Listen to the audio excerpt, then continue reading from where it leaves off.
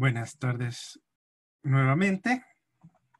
Esta es la tercera de las sesiones que corresponden a los temas que dentro de este diplomado me correspondía impartir. El día de hoy vamos a hablar sobre otro de estos nuevos contratos que contiene nuestra legislación, que no es tan nuevo en realidad. A nivel mundial, desde el año 1976, se venía hablando de teletrabajo dentro de la crisis petrolera que existió en los Estados Unidos en aquella época. Y posteriormente se ha venido desarrollando en diferentes grados en el planeta entero, hasta que en el año 2016 llegó a nuestra legislación a través del Acuerdo Ministerial 190 de aquel año, que regía el teletrabajo dentro del ámbito privado. Posteriormente, al año seguido, el Acuerdo Ministerial 90A, también del Ministerio de Trabajo, lo hizo en el sector público. Así fue como el teletrabajo se introdujo en nuestra legislación, y recientemente, a través de la Ley de Apoyo Humanitario, en las normas reformatorias, tanto al Código de Trabajo como a la Ley Orgánica de Servicio Público, se lo ha ingresado ya en nivel de legislación.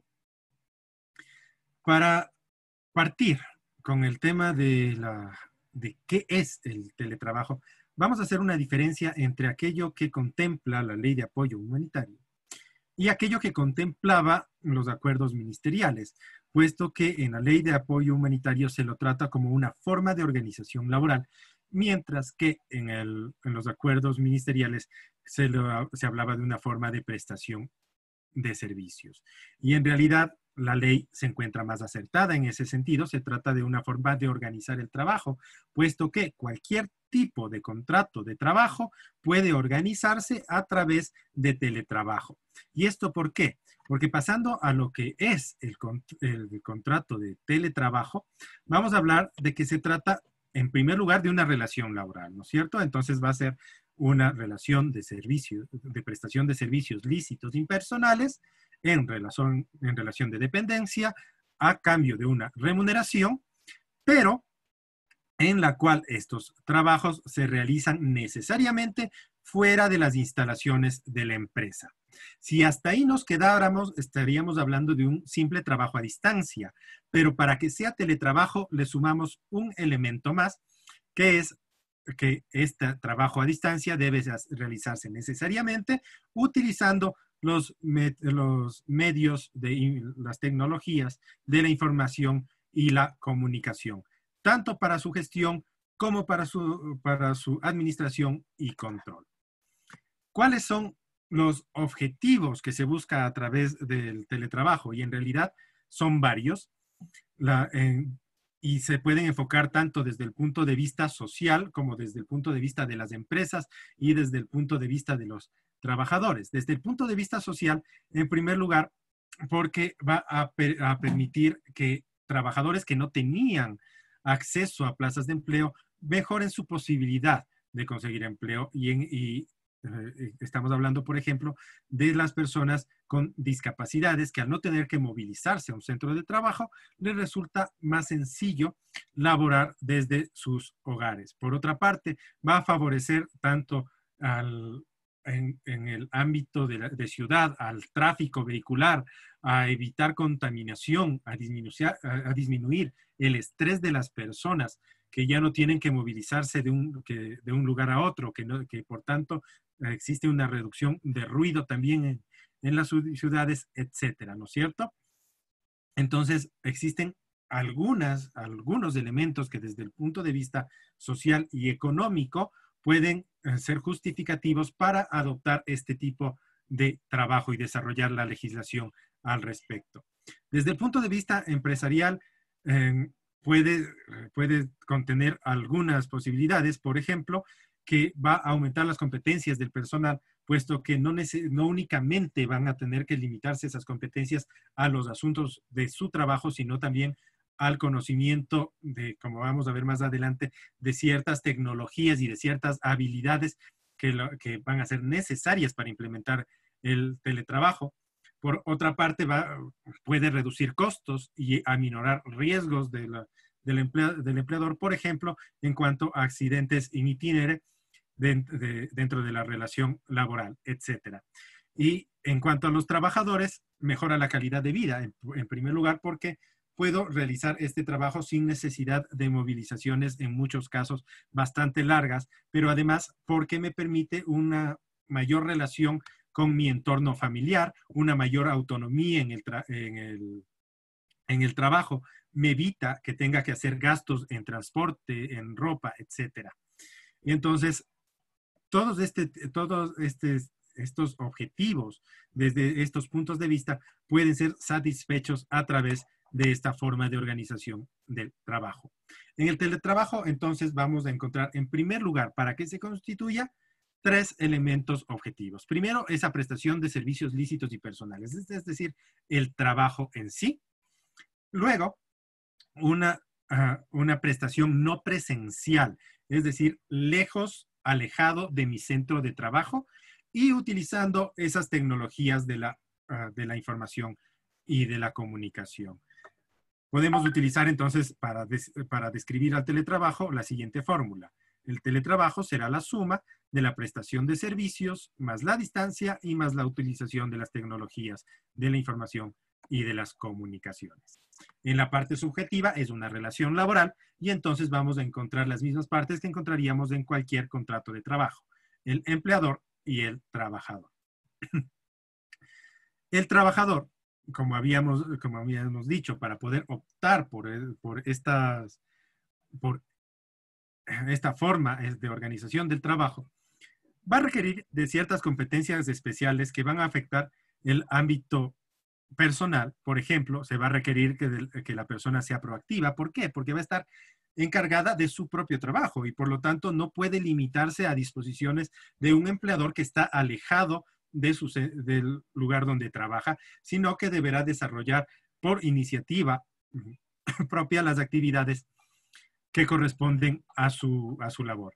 Esto además va a requerir que sea una persona profesional y honesta y cumplidora de su trabajo, puesto que va a tener un control mucho menos fuerte que el resto de trabajadores. En cuanto a las competencias tecnológicas, evidentemente el uso de las tecnologías de la información y la comunicación, el manejo de Internet, saber utilizar programas básicos de computación como Word, Excel, probablemente bases de datos y todos aquellos que se refieran específicamente al trabajo que va a realizar, así como manejo de tecnología de comunicaciones, mensajería, líneas telefónicas, entre otros. En cuanto a las competencias comunicacionales, en virtud de que la comunicación con su empresario, con los clientes y en general con las personas que comparten su trabajo va a realizarse a través de estos medios de la comunicación y de la información, es necesario un conocimiento acerca de expresión, de redacción, de comunicación verbal con las personas y probablemente en caso de que su cargo lo exija, el conocimiento de idiomas que le permita comunicarse en forma ágil con las personas con quien requiere su trabajo. En cuanto a competencias de autogestión, en el momento en que nos sentamos frente a una computadora en nuestro hogar, por ejemplo, a laborar, a hacer este tipo de trabajo, el teletrabajo, el trabajador viene a reemplazar un poco al empleador en cuanto a la administración del trabajo y a la gestión de los proyectos que realiza. Entonces, va a tener que tener ciertas características que le permitan autogestionar su trabajo y resolver los problemas que vayan surgiendo dentro de sus actividades. En cuanto a la formación, evidentemente va a requerirla respecto a cada una de estas capacidades, formación que es además obligación de los empleadores proporcionar a sus trabajadores. Y todas estas se van a sumar a aquellas competencias propias que serán aquellas que caracterizan al por ejemplo, al servidor público respecto al cargo que ocupa, al abogado respecto al conocimiento del derecho, etc. Este teletrabajo se rige por ciertos principios que, como vamos a ver, en el Ecuador están todavía en vías de desarrollo, todavía no están muy bien desarrollados en la legislación, pero que son indispensables para que el teletrabajo se pueda considerar como un trabajo decente. Y recordemos que el trabajo decente es una exigencia que la Organización Internacional del Trabajo ha planteado a los países para cualquier tipo de contratación. Entonces, entre esos principios se encuentran, en forma generalmente reconocida por la doctrina, la voluntariedad, la reversibilidad, la igualdad y la confidencialidad. Existe un derecho extra, el derecho a la desconexión, que no es reconocido doctrinariamente como principio del teletrabajo, pero que viene ganando una importancia bastante grande en este tipo de trabajo y que a mi criterio, por la trascendencia que tiene, debe ser incluido dentro de los principios indispensables para que el teletrabajo pueda ser considerado un trabajo decente. Vamos a ir analizando en este momento cómo estos principios se han visto reflejados en la ley de apoyo humanitario. En primer lugar, vamos a empezar por el principio de voluntariedad. Y en forma general, el principio de voluntariedad lo que nos va a decir es que el teletrabajo no puede ser obligatorio, sino que tiene que nacer y permanecer por la voluntad de las partes. ¿Y esto por qué? Porque en el momento en que hay teletrabajo, nosotros, por ejemplo, brindamos acceso a nuestro empleador al espacio en el que nosotros desarrollamos nuestra vida personal, nuestra vida íntima, a nuestros hogares, ¿no es cierto? Le damos la posibilidad de que se contacte con nosotros en el lugar donde también habita nuestra familia y en el cual ejercemos este tipo de relaciones. Entonces, al momento en que existe teletrabajo, necesariamente va a haber una afectación a derechos fundamentales como son el derecho a la intimidad y el derecho al desarrollo de la personalidad y al derecho de la intimidad familiar también. Entonces, estos derechos no pueden ser tomados en forma unilateral por el empleador, sino que para que pueda existir teletrabajo debe existir consenso de forma que ambas partes estén de acuerdo en que al hogar de una persona se le haga centro de trabajo o al lugar donde se elija realizar el teletrabajo.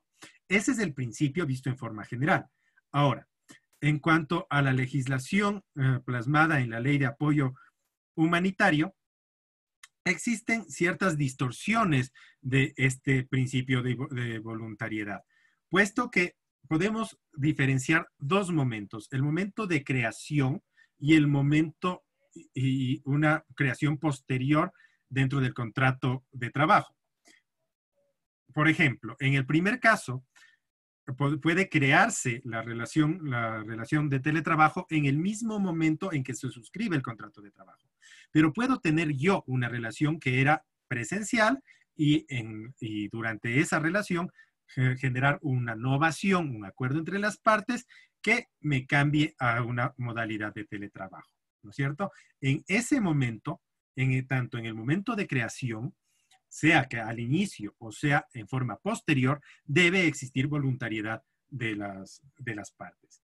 Igualmente en la permanencia, no me pueden obligar, aun cuando haya aceptado tener teletrabajo, a que permanezca en teletrabajo, porque puede ser que la situación familiar, mi necesidad de mantener mi derecho de intimidad personal y familiar en mi hogar, cambie con el tiempo. Entonces tampoco puede obligarse a una persona a que permanezca en teletrabajo en contra de su voluntad. Por lo tanto, debe existir voluntariedad durante todo el tiempo en que se desarrolla el teletrabajo. Ahora, en la ley de apoyo humanitario, si bien existe esta relación de voluntariedad en el ámbito privado, dentro del ámbito público se ha señalado que son las unidades de talento humano las encargadas de señalar en qué momento y en qué cargos y en qué circunstancias va a darse el teletrabajo, obviando, por tanto, hasta cierto punto, la voluntad del servidor público. Y debemos recordar que pues, los servidores públicos al igual que cualquier otra persona trabajadora, tiene derechos fundamentales que deben ser respetados. Y entre esos derechos fundamentales, al igual que con cualquier otro trabajador, va a estar también este derecho a la intimidad personal y a la intimidad familiar. Por lo tanto, por más de institución pública que se trate, no puede permitirse en el teletrabajo que exista una vulneración a este derecho a este principio de voluntariedad. Merecen entonces las normas referentes al teletrabajo en el sector público una reforma al respecto, de manera en que este principio sea absolutamente respetado. Y esto podemos notarlo, por ejemplo, en legislaciones que al respecto están más avanzadas. Existe un convenio marco europeo sobre teletrabajo que suele ser aquella fuente de la cual se desprenden como a suerte de ejemplo las legislaciones sobre el teletrabajo y sobre la cual se han desarrollado legislaciones como la española, como la alemana, como la argentina en general, ¿no es cierto? Que van copiando aquellas buenas experiencias que han tenido otras legislaciones que en forma anterior optaron por este tipo de contratos. Y entonces, en cualquier caso, podemos ver que este principio de la voluntariedad suele ser respetado y no concuerda con los derechos fundamentales de las personas el hecho de que en cierto grupo de personas trabajadoras, en este caso los servidores públicos, este tema de la voluntariedad esté reducido en nuestra legislación.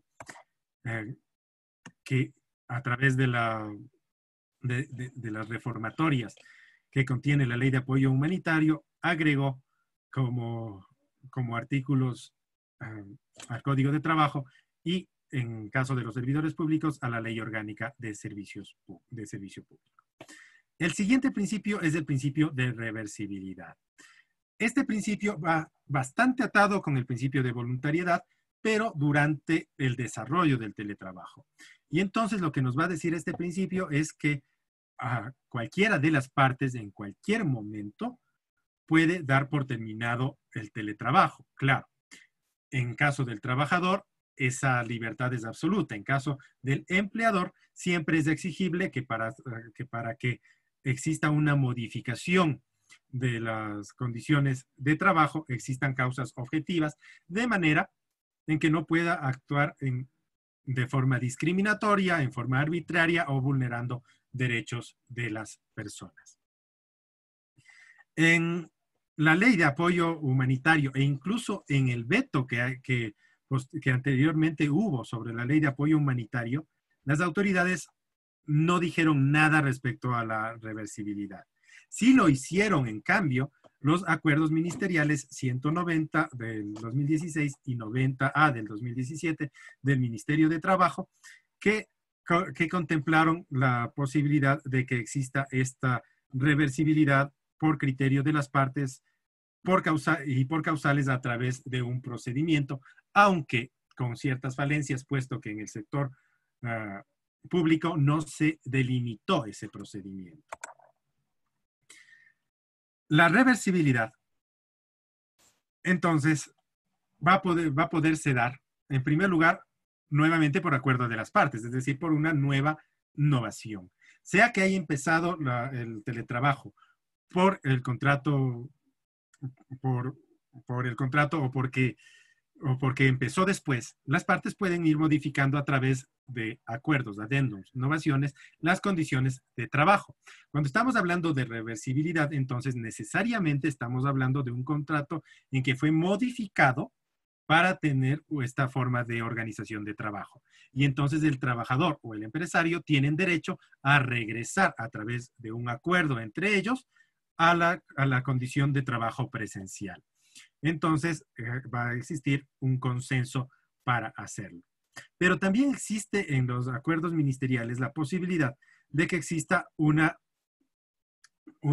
reversibilidad unilateral que tiene una suerte de forma del desahucio, ¿no es cierto? Entonces, la parte debe preavisar, comunicar a la contraparte que ya no es su voluntad continuar con esta forma de contratación y por lo tanto regresar a la anterior y presencial. Eso sí, respetando siempre que al menos haya existido un periodo de teletrabajo de 90 días. Y por último, los acuerdos ministeriales contemplan la posibilidad de que exista una reversibilidad a través de causales que están contempladas en los mismos acuerdos ministeriales y que para cumplimiento en el sector privado se establece un procedimiento bastante parecido al del visto bueno, en el cual va a haber una petición ante el inspector de trabajo, una notificación a la contraparte, una diligencia de investigación para ver si se cumplen con las causales y una resolución que puede generar la reversión del teletrabajo. En cuanto a las causales de reversibilidad, se encuentran, por ejemplo, la imposibilidad de poder seguir con el teletrabajo, la desobediencia de las disposiciones relativas al teletrabajador, el uso inadecuado de los medios que se le proporciona para que realice su trabajo, la imposibilidad del empleador de poder seguir dando los implementos, utensilios, herramientas necesarias para el teletrabajo o el incumplimiento del acuerdo de confidencialidad. Hay que tomar en cuenta que si bien estos acuerdos ministeriales que contemplan estas normas son anteriores a la Ley de Apoyo Humanitario y por lo tanto pudieron haber sido en ciertas partes derogados por esta ley, no han sido derogados en forma expresa y por lo tanto la ley derogará en forma tácita exclusivamente aquellos aspectos que contravengan lo dispuesto en la ley, puesto que al existir una antinomia entre la ley y acuerdos ministeriales, no solamente por jerarquía, sino también por posterioridad, podremos hablar de una resolución de la antinomia a favor de la norma legal. Y existiendo una resolución de la antinomia a favor de la norma legal, aquellas normas contrarias a esta de los acuerdos ministeriales se entenderán derogadas. Pero como habíamos señalado, la ley no dice nada respecto a la reversibilidad y por lo tanto, hasta que no exista una norma que en forma expresa derogue a estas, puesto que la Ley de Apoyo Humanitario le da al Ministerio de Trabajo la posibilidad de generar la regulación secundaria respecto a esta modalidad contractual, entenderemos que estas normas se encuentran vigentes, puesto que además no existiría forma alguna de que se pueda ejercer este derecho de reversibilidad si no contemplamos a estas normas de carácter secundario actualmente en nuestro país. Otro principio es el de igualdad de trato. Y evidentemente es que la Constitución de la República prohíbe cualquier tipo de discriminación. Y como la Constitución de la República prohíbe la discriminación, tampoco puede discriminarse a una persona por estar realizando teletrabajo. Entonces, aquella persona que realiza teletrabajo debe merecer el mismo trato que cualquier persona que está realizando un trabajo en forma presencial. Siendo así, tendrán el mismo trato respecto, por ejemplo, a derechos laborales, a seguridad y salud ocupacional y a derechos colectivos. Sin embargo, si bien este no es un tema que en forma específica corresponde al teletrabajo, el tema de los derechos colectivos de los funcionarios públicos afecta tanto en el sistema presencial como en la forma de organización de teletrabajo. Anteriormente, hasta hace un par de años, en virtud de que durante la década anterior fue mal vista la organización sindical de los funcionarios públicos, fue objeto incluso de cierto nivel de, digamos así, de persecución. La agremiación de los funcionarios públicos se vio debilitada. Y tanto es así que al legislarse con la Ley de Servicio Público, no se tomó en cuenta a este derecho colectivo de los funcionarios públicos, sino que recientemente, hace un par de años, se agrega a través de las normas de la ley que reforma las normas de la administración pública agregando el derecho de asociación de los funcionarios públicos, pero en una manera mucho más limitada que respecto a los a los trabajadores privados e incluso a los trabajadores del sector público que tienen derecho a la contratación colectiva. Si bien la Constitución de la República señala que existe una prohibición, por ejemplo, de paralización de servicios públicos, debemos tomar en cuenta que esa prohibición es de paralización de servicios públicos y no de huelga.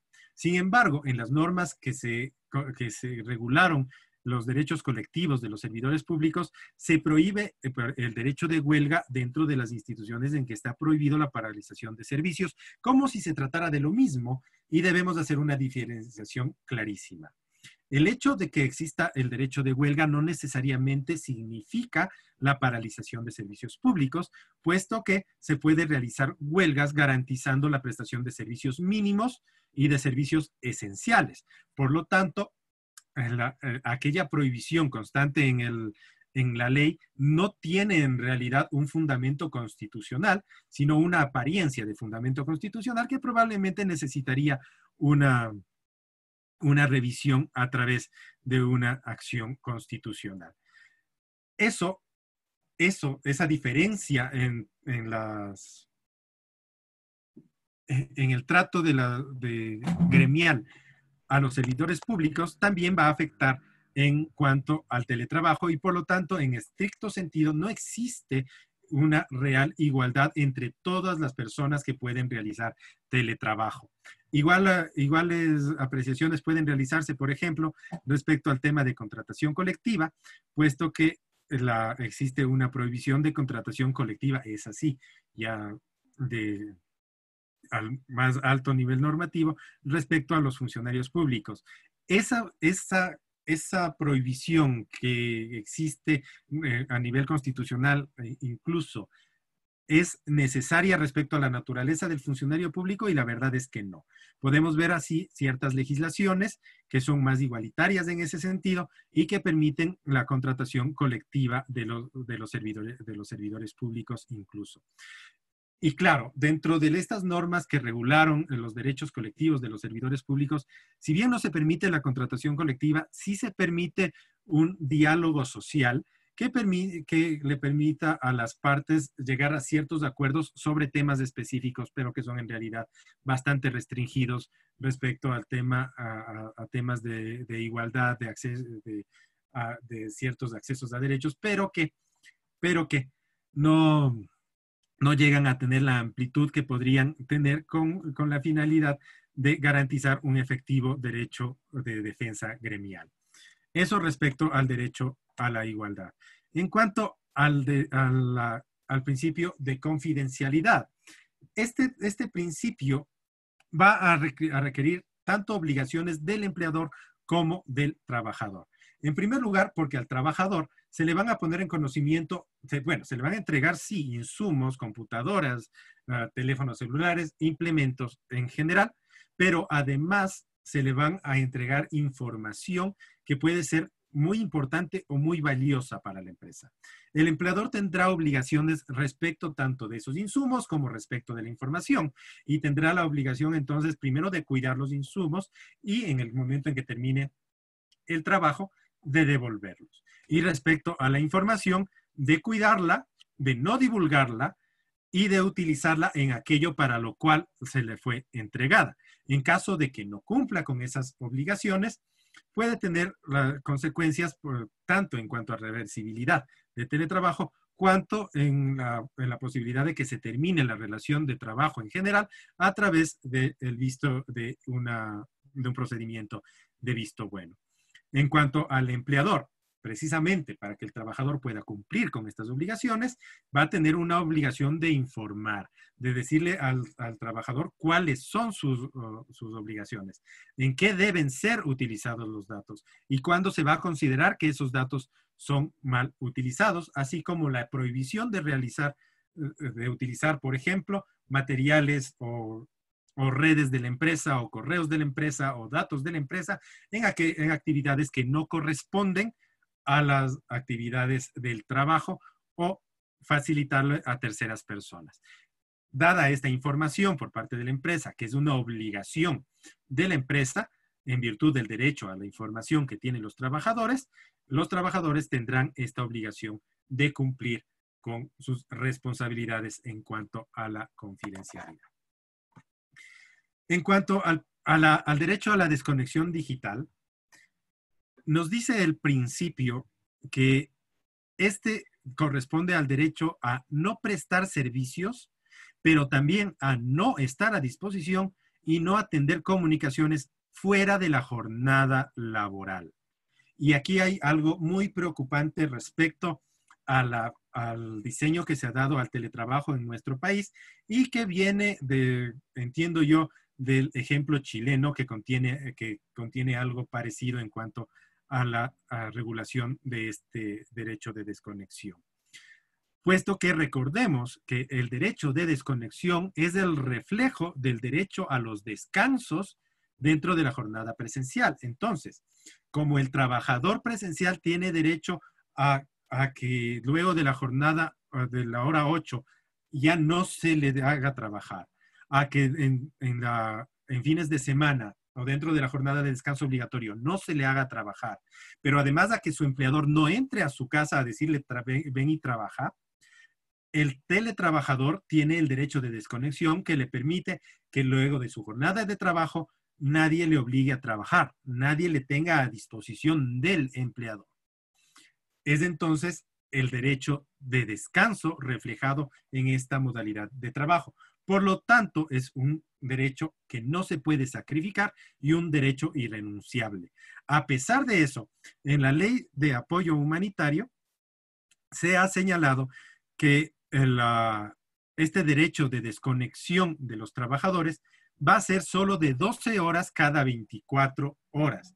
Es decir, que si la jornada del trabajador es solo de 8 horas, según este derecho de desconexión, a pesar de haberse terminado su jornada, va a tener que estar a disposición del empleador y recibiendo sus comunicaciones al menos durante 4 horas más, lo cual es vulnerador de derechos. Es un retroceso en el estándar de derechos de los trabajadores, puesto que si mi jornada es de 8 horas, terminada la última hora de la jornada, yo no tengo por qué estar a disposición de mi empleador, recibir órdenes o comunicaciones, puesto que ese tiempo posterior a la jornada tengo derecho a dedicarlo a mi vida personal y a la familia. Entonces, existe entonces aquí un retroceso bastante peligroso y que debería ser observado en cuanto a su constitucionalidad. En el teletrabajo van a existir ciertas condiciones especiales referentes propiamente a esta forma de prestación de servicios. Y sobre todo en el sector público quiero hacer referencia a las preferencias que se deben dar a aquellos trabajadores que pueden acceder al teletrabajo. Porque claro, como habíamos dicho, el teletrabajo da ciertas ventajas, como el hecho de poder trabajar en casa, un mayor acceso, un mayor contacto familiar. Y entonces, el Acuerdo Ministerial 90A del 2017 del Ministerio de Trabajo establece que van a existir preferencias dentro del sector público a aquellas personas que tengan la calidad de mujeres embarazadas o que estén en periodo de lactancia, que tengan discapacidad, enfermedades catastróficas o que sean adultos mayores. Entonces, si es que pretendo dar a cierto grupo de personas, dar la posibilidad de que realicen teletrabajo, se va a dar prioridad a estas personas que están dentro de grupos de atención prioritaria. Las otras condiciones especiales respecto a la igualdad de derechos, a la garantía de no aislarme, es decir, de que cuando uno está en teletrabajo, tengo la posibilidad de que pierda contacto con mis compañeros de trabajo y por lo tanto genere una vida solitaria. Y entonces se debe garantizar al trabajador el derecho a que pueda acceder en cualquier momento a su lugar de trabajo, al lugar de trabajo de la empresa, al centro de trabajo principal de la empresa, de manera que pueda realizar las peticiones que sean necesarias a la empresa y tener contacto con sus compañeros, así como poder ejercer sus derechos colectivos, puesto que resulta mucho más complicado ejercer este tipo de derechos a distancia, ¿no es cierto? Además, en este tipo de trabajo va a existir el mismo derecho a acceso a la información que tendría cualquier trabajador de la empresa. Por lo tanto, el empresario o el empleador tiene la obligación de informar a los trabajadores cualquier directriz que se haya realizado dentro de la empresa. En cuanto a los mecanismos de supervisión y control, la empresa sí va a ver, o la empresa, el empresario, el empleador, sea público o privado, va a tener ciertas limitaciones respecto al control que puede dar a los trabajadores presenciales. Sin embargo, el empleador tiene la facultad de generar aquellos medios de control a través de las tecnologías de la información y comunicación que le permitan acceder a ese tipo de control a través de timbres electrónicos, a través de contactos telefónicos, a través de monitoreos, etc. Dentro del sector público, el Acuerdo Ministerial 90A del 2017, en su artículo 14, nos va a señalar que en general, solo las instituciones van a poder tener hasta un 20% máximo de la nómina dentro de esta modalidad de contrato. Y en forma particular, no podrá realizarse teletrabajo respecto a los contratos en que la actividad laboral exige el contacto directo con la persona. Por ejemplo, no se podría pensar en que un dentista del sector público haga teletrabajo, puesto que necesita tener contacto con aquella persona, con el paciente al que está atendiendo. Ojo, esto no, las normas que estamos hablando son normas generales, más allá de aquellas especiales que pueden existir respecto a teletrabajo emergente, específicamente por la crisis sanitaria, que probablemente exija a que ciertos trabajadores que de ordinario no podrían acceder al teletrabajo tengan que hacerlo en virtud de que se prioriza ciertos derechos, el derecho a la vida y el derecho a la seguridad y salud de las personas respecto a otro tipo de derechos, ¿no es cierto? Se prohíbe también en el sector público el teletrabajo a aquellas personas que están dentro del periodo de prueba luego de haber ganado el concurso de mérito que les permitió el ingreso a la entidad pública, así como aquellos que no hayan tenido una calificación de excelencia dentro de las calificaciones que en los procesos de seguimiento hagan las unidades de talento humano a los funcionarios de las instituciones. E igualmente será requisito que no hayan sido sancionados en el último año de labores. En cuanto a las formas del teletrabajo, existen diferentes maneras de verlo. En nuestra ley, en la ley de apoyo humanitario, se establecen básicamente el teletrabajo en casa, el teletrabajo permanente, el teletrabajo temporal y el teletrabajo móvil. Cuando hablamos de teletrabajo permanente, estamos hablando de aquel teletrabajo que se realiza durante todo el tiempo, es decir, durante toda la prestación de servicios. Cuando hablamos de teletrabajo parcial, estamos hablando de un teletrabajo en el cual se comparte una cierta jornada presencial y una cierta jornada de teletrabajo. El teletrabajo móvil, en realidad, es un error de la legislación. El teletrabajo móvil no debería verse desde el mismo punto de vista, pero cuando hablamos de un teletrabajo móvil es aquel que se realiza a través de dispositivos de fácil movilización, por ejemplo, un celular, en el momento en que nos movilizamos para realizar el trabajo, sea que lo haga hoy en la casa, mañana en un parque, luego en un taxi, etc. El hecho es que este teletrabajo móvil no puede confundirse con aquellas modalidades de contrato dentro de las economías colaborativas de las cuales hablamos en la primera charla, puesto que no todo trabajo que se realiza a través de un intermediador tecnológico o contrato bajo el sistema de uberización es teletrabajo. Muchas veces puede ser teleservicio, dependiendo de si se cumplen o no las condiciones de laborabilidad del artículo 8 del Código de Trabajo. Entonces, en esto tenemos que tener cuidado. Por último, puede existir los contratos de teletrabajo ocasional, en los cuales se realizará teletrabajo exclusivamente cuando la necesidad en algún momento específico se requiere, y en el resto de oportunidades habrá un trabajo presencial.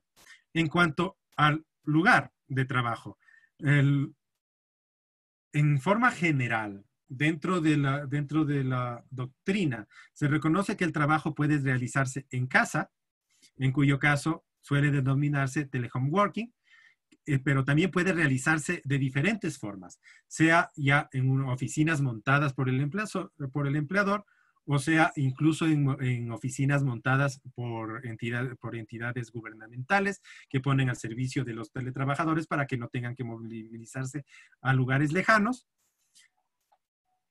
Y el problema en nuestra legislación al respecto es que, en cambio, se reconoce únicamente como el teletrabajo en casa o el teletrabajo móvil o el teletrabajo en lugares elegidos por el trabajador, pero no se da la posibilidad a estas otras opciones que se reconocen en otras legislaciones respecto a que la empresa ponga una facilidad a sus trabajadores y en lugares más cercanos a su domicilio, de forma en que los trabajadores puedan realizar teletrabajo en esos sitios específicos. Esta forma de teletrabajo no está reconocida por nuestra legislación, que señala que si es que es el empleador el que da el lugar para realizar el trabajo, entonces no existe teletrabajo. Por lo tanto, considera a estos centros de trabajo como un centro de trabajo normal de la empresa. Probablemente el desarrollo tecnológico en algún momento obligará a que estas normas sean derogadas, pero por el momento debemos entender que para que se considere teletrabajo, necesariamente quien decide, según nuestra legislación, dónde va a trabajar es el trabajador. No puede hacerlo el empleador. Y por lo tanto, normalmente va a ser en la casa, pero podría ser también en un cibercafé o en cualquier otro lugar que el teletrabajador decida en que va a realizar su trabajo. En cuanto al contrato de teletrabajo, es obligatorio, es uno de esos contratos que obligatoriamente debe ser realizado por escrito, y además, según los acuerdos ministeriales, con ciertos requerimientos, además de aquellos propios de cualquier relación laboral que contempla el Código de Trabajo. Se requiere que contemplen la descripción de las labores, las condiciones de ejecución, el sistema remunerativo, los beneficios de que gozará el teletrabajador, la información relevante sobre el teletrabajo, instrumentos de supervisión y control, es decir, la forma en la que se va a realizar por parte de la empresa el control en cuanto a asistencias, en cuanto a calidad del trabajo, sea que se realice a través de timbres, a través de informes, a través de monitoreos, etcétera. Los instrumentos de trabajo que serán utilizados. Los acuerdos ministeriales nos hablan de que se determinará además quién es la persona que va a proveer esos implementos. Pero como vamos a ver más adelante, en nuestra legislación también un error técnico respecto al teletrabajo, se señaló que necesariamente será el empleador el que deba proporcionar los medios de trabajo. Ahora, tanto en los acuerdos ministeriales, norma que sí se entendería derogada tácitamente por la ley de apoyo humanitario, como en general en la doctrina sobre teletrabajo, sí se suele admitir que sea el trabajador el que proporcione los medios de trabajo. ¿Por qué? Porque, por ejemplo, el teletrabajador puede contar ya con su computadora o con su teléfono y no requerir de que el empleador le dé una nueva computadora o un nuevo teléfono. Pero claro, en caso de que sea el trabajador el que proporcione esos implementos, lo que se hace es que corren a cuenta del empleador. Entonces, si se daña mi computadora, ahí sí es el empleador el que tiene que reponerla. Si se daña mi teléfono, es el empleador el que tiene que reponerlo.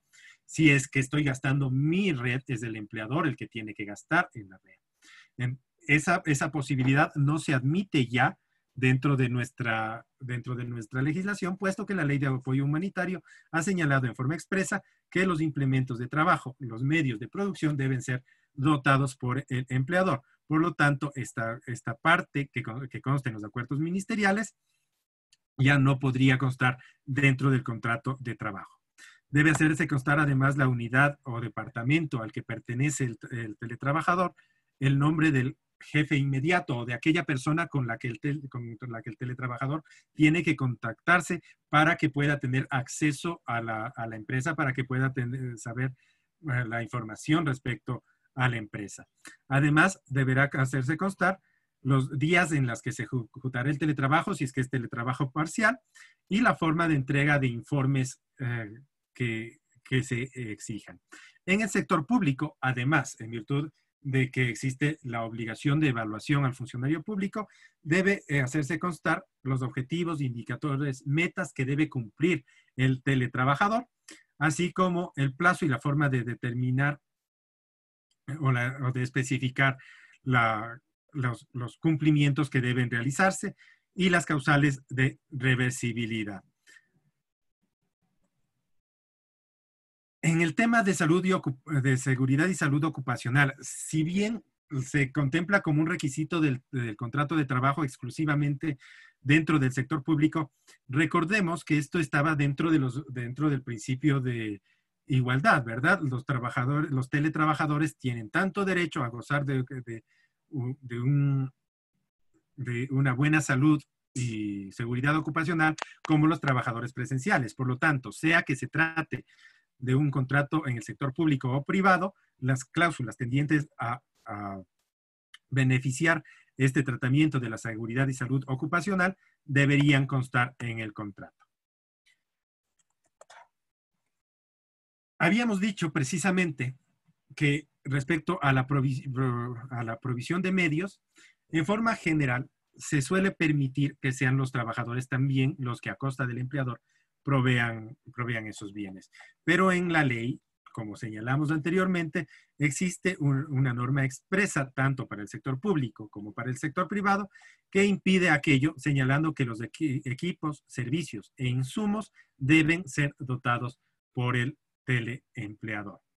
Esto en realidad le quita un poco de su utilidad al teletrabajo, puesto que precisamente la reducción de costos se puede dar tanto para el trabajador como para el empleador en base a que se realicen la dotación de implementos en forma ágil y en relación a los implementos que sean en realidad necesarios. Por lo tanto, esta norma deberá en algún momento ser reformada y adaptarse a las realidades que deben ser contempladas dentro del teletrabajo. En cuanto a la seguridad y salud ocupacional, existirán obligaciones de ambos lados. Los empleadores, en primer lugar, siguen siendo responsables de la seguridad y salud ocupacional, lo cual les va a dar una responsabilidad de conocer el lugar en el que se está realizando el teletrabajo para ver que se cumplan esas condiciones de higiene. Por eso es que el teletrabajo también requiere de voluntariedad, porque al momento de aceptar teletrabajo también estoy aceptando que en algún momento el empleador pueda entrar al lugar donde hago teletrabajo, mi domicilio, por ejemplo, al lugar donde habito con mi familia, a revisar el lugar donde estoy trabajando y verificar que se cumplan los requisitos de salud e higiene ocupacional.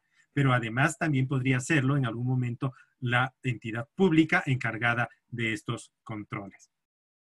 Por último, tendrá la obligación el empleador de tener informado al trabajador sobre sus obligaciones y sobre los reglamentos que tenga en cuanto a la seguridad y salud ocupacional. Por parte del trabajador, cumplir las disposiciones de seguridad y salud ocupacional, puesto que en caso contrario, incluso podría relevar de responsabilidades al empleador en caso de que sufra algún accidente o enfermedad profesional debido a su propio dolo o negligencia. El control y vigilancia es un tema bastante característico del teletrabajo, puesto que al hacerse el teletrabajo fuera del lugar de servicios normales de la empresa, fuera del centro de trabajo, existirá únicamente un control remoto, un control distante, y de la misma manera se llegarán las disposiciones al trabajador. Por lo tanto, existirá un menor control y una menor posibilidad de ejercer esa facultad de control y dirección por parte del empleador. Es responsabilidad del empleador buscar la forma en la cual se puede realizar este control, realizar estas facultades que le son propias en relación al contrato de dependencia. De igual manera, se debe tomar en cuenta que es el empleador el que a través de estas facultades tendrá que tomar medidas respecto a la seguridad y salud ocupacional de los trabajadores.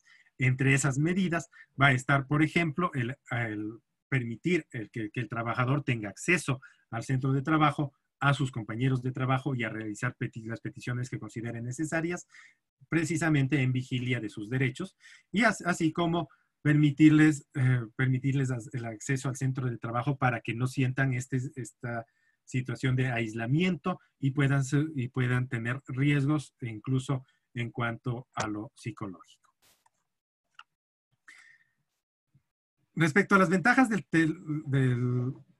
teletrabajo al trabajador, respecto del trabajador, podemos encontrar una lista grande de ellas que se acostumbra a revisar en todo tratado sobre teletrabajo y entre las cuales van a estar relacionadas precisamente con aquellos objetivos que habíamos visto al inicio de esta charla.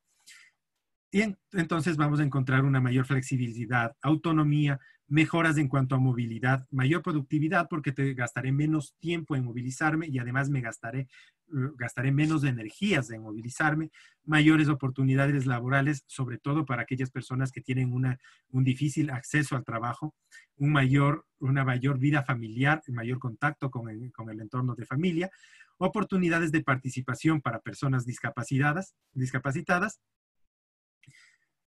menor molestia, por tanto, menos estrés, capacidad de elección de entornos del trabajo, porque claro, yo puedo trabajar en mi hogar, pero también podría decidir salir al parque siempre que tenga una buena conectividad a realizar las actividades que tenga que hacerlos, en tanto ese entorno me permita cumplir con mis obligaciones. Y esto me va a permitir, en suma, tener unas oportunidades de crecimiento, recordando siempre que aquellos derechos, por ejemplo, a la capacitación, al ascenso, que corresponden a los trabajadores en general, les son también aplicables a los trabajadores en teletrabajo. Respecto al empleador, vamos a encontrar ahorros en maximización de rendimiento, ahorro en implementos, aunque precisamente por aquellas normas que prevé nuestra ley de apoyo humanitario y que le obligan a que necesariamente sea el empresario el que dote de los implementos, esta ventaja se puede ver en algo menguada, aunque de todas maneras, por ejemplo, el hecho de no tener que cancelar transporte a los trabajadores, o el hecho de que los trabajadores tengan un lugar de trabajo fuera de oficina, lo cual implicaría una necesidad de un menor espacio, puede reducir costos a la empresa, ¿no es cierto? Puesto que va a necesitar una menor infraestructura para el desarrollo de las actividades. Además, el teletrabajo acostumbra rebajar el nivel de ausentismo, pero esto siempre que la empresa encuentre las modalidades apropiadas para el control tanto de asistencia como de permanencia en el trabajo. Por otra parte, el hecho de tener teletrabajadores y por lo tanto poder tener centros de trabajo más pequeños me da la posibilidad como empresa de ampliar mi negocio, de tener más lugares de trabajo, puesto que puedo contratar un teletrabajador aquí, pero también puedo contratar un teletrabajador en Barcelona o en Buenos Aires que cumpla las labores que yo necesito y por lo tanto podría abrir mi negocio en otras circunscripciones geográficas. ¿Cuáles desventajas pueden existir en el teletrabajo? En primer lugar, si es que yo no tengo los implementos y me obligan a que sea yo el que dote los implementos, puede ser también que aumente mi costo operacional en cuanto a la maquinaria que tenga que dotar a los trabajadores. Sin embargo, esto se ve bastante menguado porque en cambio reduzco los puestos de trabajo dentro del centro de trabajo. Existe también la posibilidad, si es que no contratamos a personas para realizar teletrabajo que tengan esta capacidad de administrar su trabajo, que exista una pérdida en el rendimiento de los trabajadores, puesto que posiblemente se vean tentados a dejar de laborar mientras se encuentran en sus casas, por ejemplo. Existe también la posibilidad de que se dé una situación de aislamiento y por lo tanto sedentarismo, por lo tanto también riesgos en cuanto al entorno cultural y en cuanto a la salud y seguridad ocupacional que deben ser controlados por el empleador. Y esta situación de aislamiento también puede causar que exista conflictos de identificación con la empresa que pueden causar como problema para el empleador conflictos de lealtad, puesto que al no tener que ir a la empresa no puede llegar a no identificarse con el lugar de trabajo, con los compañeros de trabajo y por lo tanto generarse problemas con conflictos de lealtad y que pueden ser de bastante importancia, puesto que el teletrabajador va a manejar información trascendental de la empresa. Ese es el panorama general del teletrabajo. Ese es el tratamiento que debemos darle al teletrabajo en tanto sea la situación normal, en tanto salgamos de esta emergencia y en tanto en adelante se vayan creando relaciones dentro de esta modalidad. Pero durante la emergencia sanitaria, incluso en forma previa a través del Acuerdo Ministerial 76 del Ministerio de Trabajo, se emitió una norma de teletrabajo emergente. Esta norma de teletrabajo emergente es propia para esa situación de emergencia causada por el COVID-19. Dentro de esta normativa, entonces, va a ser exactamente igual teletrabajo, es decir, prestación de servicios lícitos y personales bajo dependencia por remuneración, fuera del lugar de trabajo, es decir, en distancia, pero acompañada de las tecnologías de información y comunicación. Pero, evidentemente, dentro de la etapa de crisis sanitaria. ¿Cuál es el objetivo? Viabilizar precisamente aquel primero aislamiento, luego distanciamiento social, que exige la crisis sanitaria y la emergencia causada por el coronavirus COVID-19. Y esto para garantizar la salud de los trabajadores en general, de las personas trabajadoras y la vida de estos. Es aplicable tanto al sector público y privado y una especialidad que tiene respecto al teletrabajo en forma general, a la figura general del teletrabajo, es un cambio respecto a la voluntariedad. Recordemos que habíamos dicho que en el teletrabajo en forma general, esta voluntariedad debe estar presente en todo momento, ¿no es cierto? Y debe ser bilateral, tanto del empleador como del trabajador. Mientras que en el teletrabajo esta voluntariedad se ve relegada porque no deviene de la voluntad de las partes, sino de una decisión de la autoridad. La autoridad, en virtud de la situación sanitaria, ha dispuesto que en primer lugar, que se suspendan las actividades presenciales. Posteriormente nos hemos ido reintegrando cada vez más hasta que se normalicen completamente las actividades dependiendo del semáforo que tengamos activado en cada circunscripción territorial. Mientras eso no pase, habrán ciertas tareas que sí deban seguir en teletrabajo. Y entonces esta situación no deviene de la voluntad de ellos, sino que deviene de las decisiones de la autoridad pública. ¿Y esto por qué? Porque la voluntariedad en este caso sí puede ser sacrificada, porque estamos ante un tema de ponderación. Frente al derecho a la voluntariedad, frente a ese derecho a la intimidad privada y familiar, tengo el derecho a la vida y a la salud, tanto personal como de mi familia también, pero también a la salud pública. Y por lo tanto existe un tema de ponderación y precaviendo que los derechos a la vida y a la salud de las personas en general estén resguardados, entonces se permite esta licencia respecto al tema de voluntariedad. Las características que tiene este teletrabajo es que, a diferencia del teletrabajo general que podría realizarse en mi casa, pero también en cualquier lugar elegido por el trabajador, únicamente voy a poder realizarlo en mi domicilio, puesto que precisamente tiene la función de cumplir con un aislamiento o un distanciamiento social.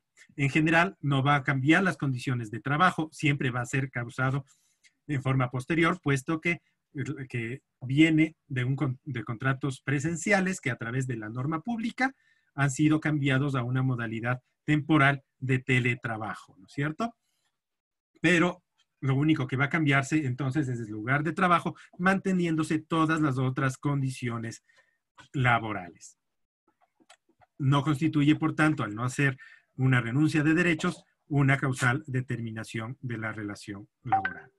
El mecanismo de implementación de este teletrabajo se realizó a través de una autorización que daba la máxima autoridad del empleador, dentro del empleador, para ver qué actividades pueden o no realizarse por este sistema, así como establecía las directrices de control y monitoreo de las actividades.